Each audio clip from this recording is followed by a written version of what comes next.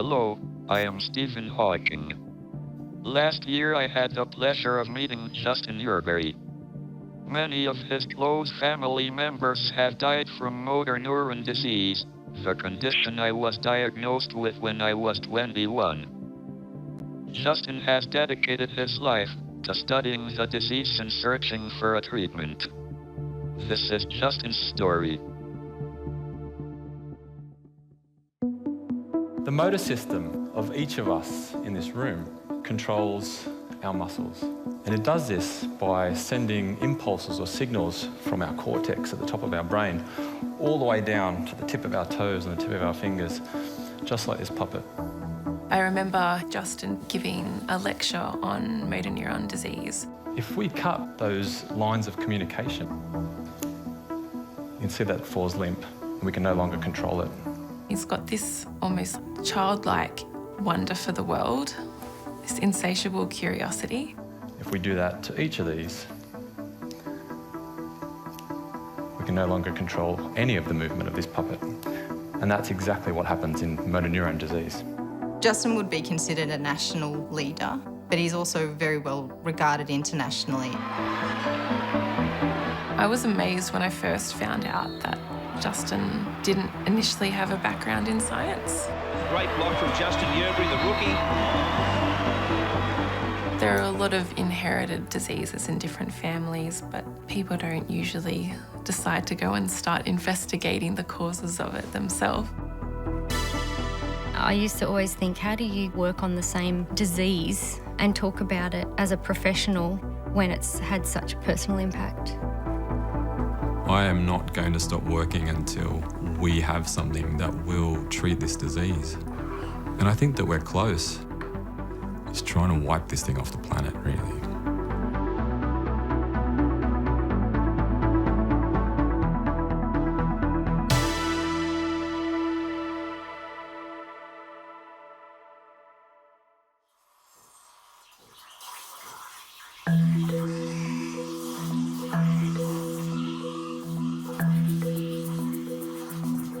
Over the last few years, I've obviously spent a lot of time in the lab or travelling, and the family might have wanted to spend more time with me, but it just wouldn't have been me.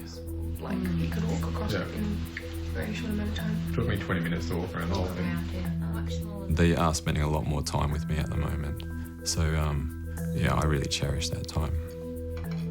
Justin had already embarked on his M&D research and career when he realised that he was carrying the gene for motor neuron disease. The family just felt like, how much more can we cope with? Got some more food or drink? Coffee, please. I'll stay still.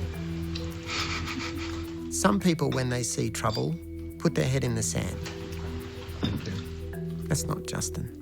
He rolled up his sleeves and went to work. And that courage is remarkable. I think having limited time does motivate you to achieve more. Obviously, what we're going through is very hard and it is tragic, but I don't want this story to be a tragedy.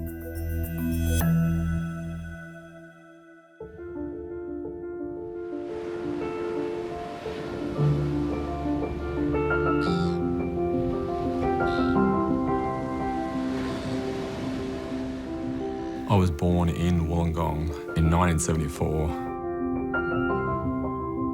And then I had a sister, Naomi, and then a younger sister, Sarah. She was the real baby in the family. Justin was always the one to have to look after us. School discos, he never wanted to go, but he had to go so that he could watch us. School wasn't really a high priority for Justin. He spent his lunch times playing basketball. I did year 12 physics poorly, so I was not much of a scientist at school. I met Rachel when I was 17. We were at a New Year's Eve party. We all piled into a car and he threw his hat to me, and I took that to mean that he was interested, and yeah, we've just never been apart since. When I went to university, I was still 17. I didn't really know what I wanted to do, so I picked a Bachelor of Commerce. But he was never really passionate about it. He was just doing it on the side while he played professional basketball.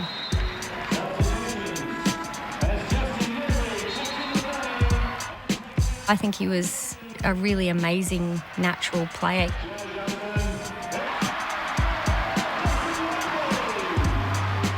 I trained with the Hawks, the Illawarra Hawks, and then got picked up for a couple of years and played with them, on the end of the bench.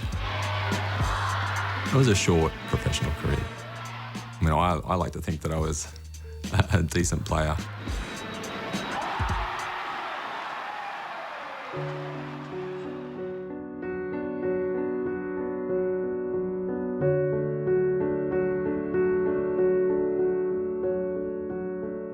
When I first met Justin, his extended family closeness was like something I'd never seen before.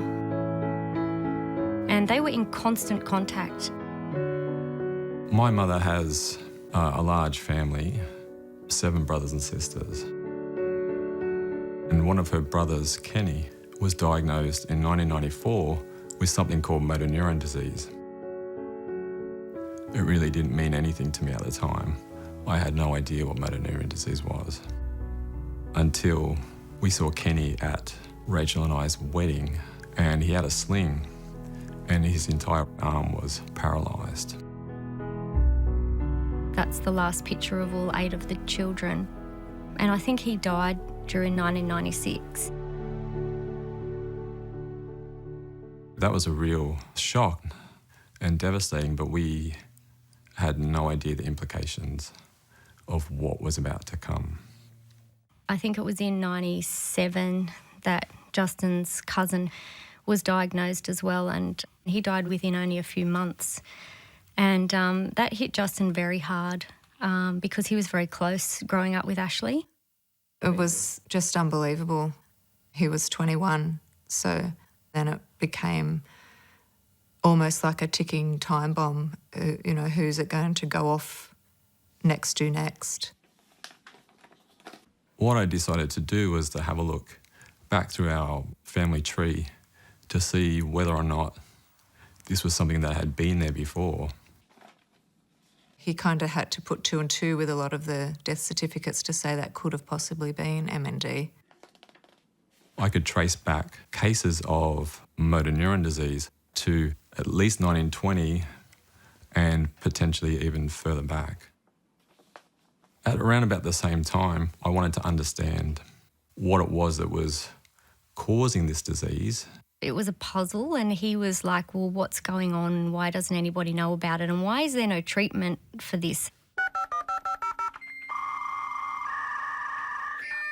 So I turned to the internet and started reading medical journals. But I very quickly found that having no science background whatsoever, it was like reading a foreign language. I didn't understand a word of what they were saying. Motor neuron disease is a disease of the central nervous system where special cells in the brain and in the spinal cord get sick and die. Your muscles don't work. You can't move. You can't swallow. You can't talk. Eventually you can't breathe and you die. If you were to design the worst possible disease that you could imagine, it would be motor neuron disease. It is a progressive, unstoppable, relentless asshole of a disease. 90% of all the cases of motor neuron disease in Australia are sporadic, which means randomly scattered throughout the population. 10% of motor neuron disease is inherited, and that's the factor in Justin's family.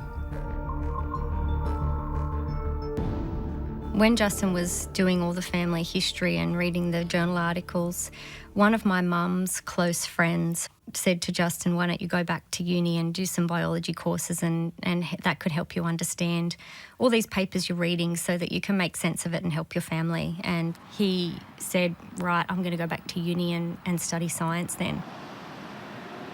Justin had to start from scratch, essentially.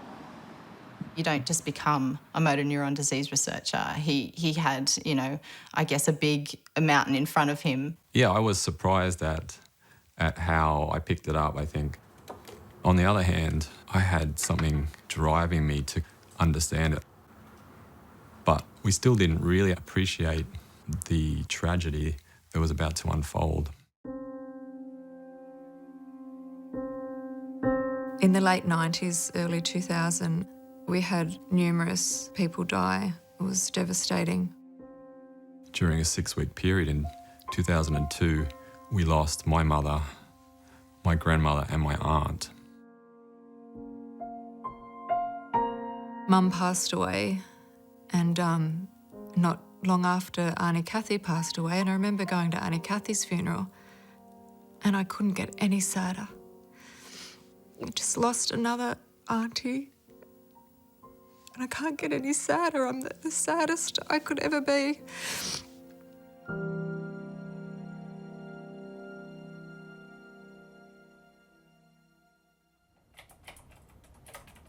I've looked after members of Justin's family for 19 years.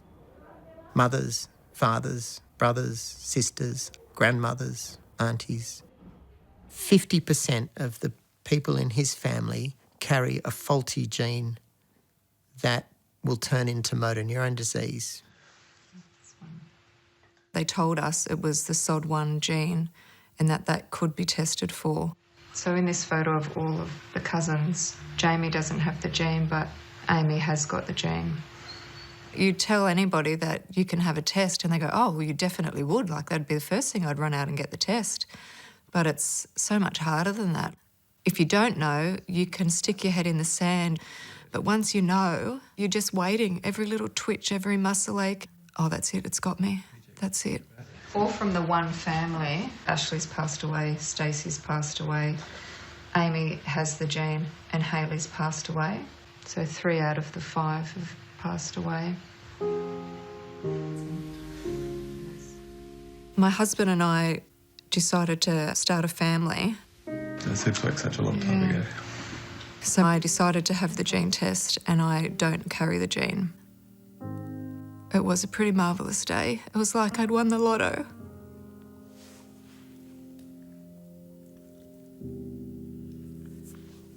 Yeah, it was, for the first time in 10 years, I thought, oh my goodness, I'm going to turn 50 one day.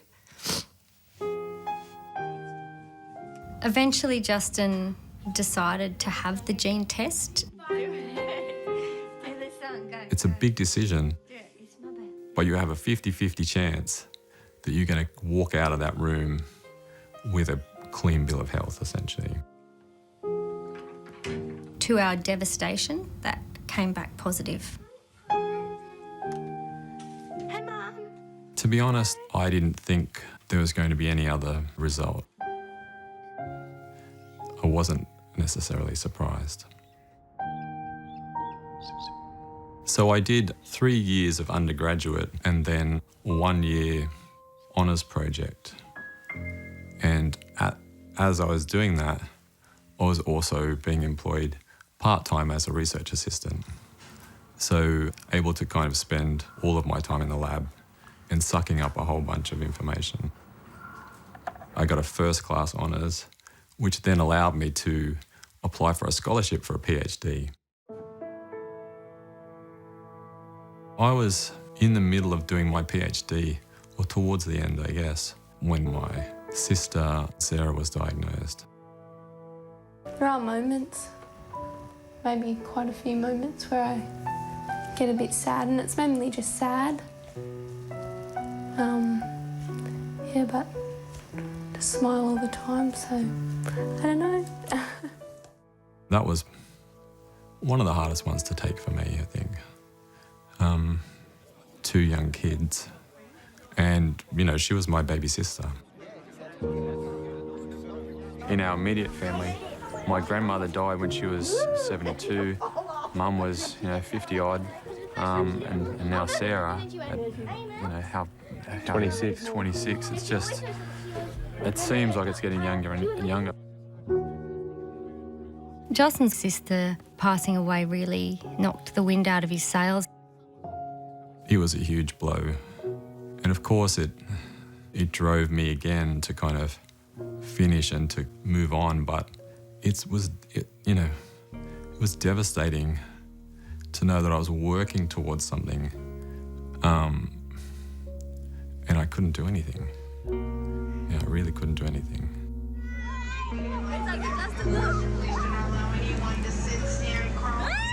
Justin doesn't care about hard work. He's seen hard with his mum and his sister and his aunties. That's a blowtorch on your ass, and if you're not motivated by that, I don't know what'll motivate you. Once he finished his PhD, his career just took off straight after that, and he's been achieving great things ever since.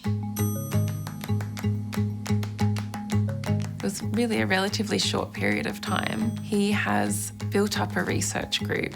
He has a research lab. The MND research team here is taking the MND Ice Bucket Challenge. All right, let's go, people. Ready? He's been able to make some fantastic connections with people overseas, some of the world leaders in research on motor neuron disease. Justin is trying to understand the fundamental mechanisms that contribute to the progression of motor neuron disease. He's made some seminal observations in how motor neuron disease spreads from cell to cell, and he's come up with unique ways of understanding why motor neurons get sick. Justin is regarded as the world's expert in the application of proteostasis to an understanding of motor neuron disease. Proteins are an integral part of every organ in your body and make up most of the material in each cell. But it's critically important that they're recycled.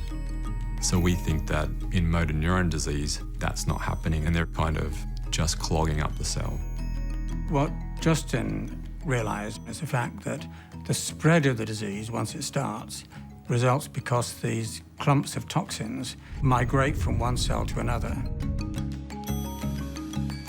And so Justin is trying to understand how and why these proteins build up in motor neurons, and also how they're transferred from one motor neuron to an adjacent motor neuron, and how we might be able to intervene at that point.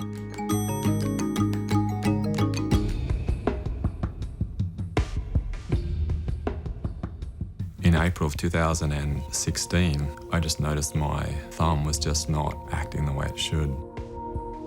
I kept it to myself a little while because, I don't want to be the person that, sets the alarm off every 5 minutes. I went on a work trip and it got a little bit worse. And I thought, oh no, this is it. And so when I got back, I called my doctor. Has too many variations. I had this dreadful sinking feeling, and he knew that I had this dreadful sinking feeling, and we did his investigations that showed he had motor neuron disease, and that was a shit day. For the first more than a year, I guess, we were still really hopeful that it was going to be a really slow progression. All right, you ready? Let's go. We just kept doing what we were normally doing. We were active. We obviously try and squeeze every moment out of every day. Take every opportunity, travel, do everything that we've wanted to do. We've left nothing to the what ifs.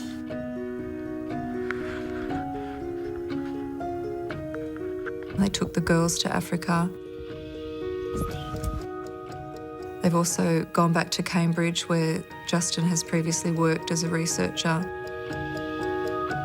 On Justin's most recent visit to Cambridge, he got to meet Stephen Hawking, which was absolutely amazing. He was open and wanted to talk to me about his motor neuron disease and his progression. I found it incredibly moving that they could discuss the conditions that they had and how it started and so forth. And he wanted to know everything about Justin and his family. It was great seeing him meet somebody who has been so successful, not only in their career, but living with MND. And I think it really helped Justin to feel, you know, I can do this, I can keep doing this.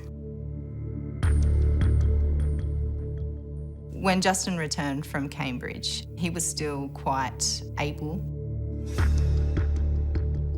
It had been quite a slow progression, we all felt, just slowly spreading through his right arm. Quite recently, it's been a bit more rapid and it's been really hard. I don't know if I've even fully been processed it. So that's the only one that I found that was relevant to the prior art searching. I remember having coffee with him in the morning, and the previous day he'd been able to hold a coffee cup, and the very next day he couldn't hold it anymore. It was difficult, and it was obviously a sign that the disease was progressing. I think it took 6 months for my right arm to be entirely paralysed. But during that time, my left arm was still okay. Once I lost the use of my left arm, that meant that I was no longer independent, and that has changed everything for us. Hi, Cara, comma. I hope that the conference went well, full stop. When I was unable to use a keyboard, I could still use the mouse and complement that with the voice recognition software to write all my reports and papers, exclamation mark. But now I'm at a point where the mouse has become too difficult. Cheers, comma, Justin, send message. The rate of progression of motor neuron disease is something that is difficult to grab hold of. So when your first symptoms occur, when your muscles first become weak, you've lost 70% of the nerve cells talking to that muscle. The muscles and nerves cope and cope and cope and cope and cope until you've run out of fail-safes, and then you become weak. A year ago, Justin travelled to Cambridge through Africa. He now can't stand. It has just gone so fast. He's just lost so much. To now be in a wheelchair and need 24 hours care, it's been unbelievable how fast it's gone. He's the kind of person who takes everything in his stride. So, you know, he doesn't get angry, he doesn't get frustrated, he doesn't say, why me? I say all that for him. It's not hard because he makes it hard, it's hard just because we know how functional and how energetic he was before, that it just breaks our heart to see him struggle and to lose little bits of function all the time.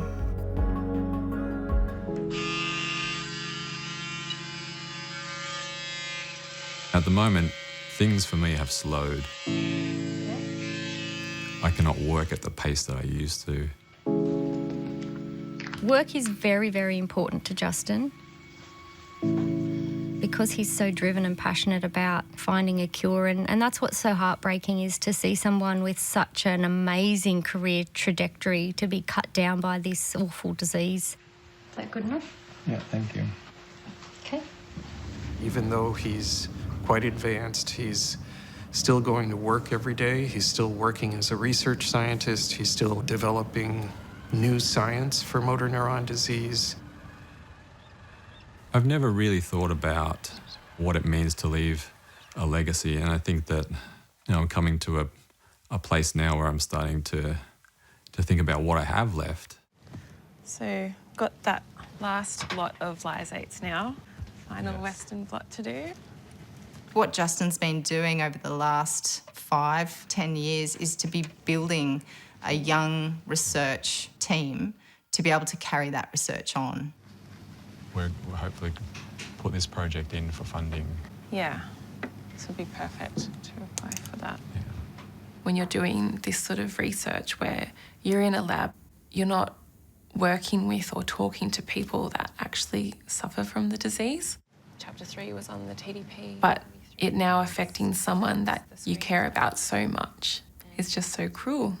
And every single day I'm just reminded of that and why, like, this work is so important.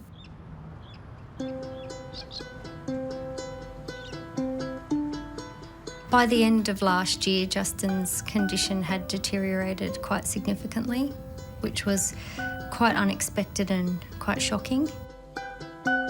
Essentially, when people die from motor neuron disease, they die of respiratory failure. The doctors said to us that Justin would need mechanical ventilation to help him to breathe. We decided in the beginning of this year that Justin was going to come into hospital, and we were looking at doing a tracheostomy and mandatory ventilation. We were advised by the doctors to also have a laryngectomy. So that means that Justin's complete larynx was removed. So without the surgery, it would be touch and go that he would still be alive now. Hello. How are you? Yeah, good.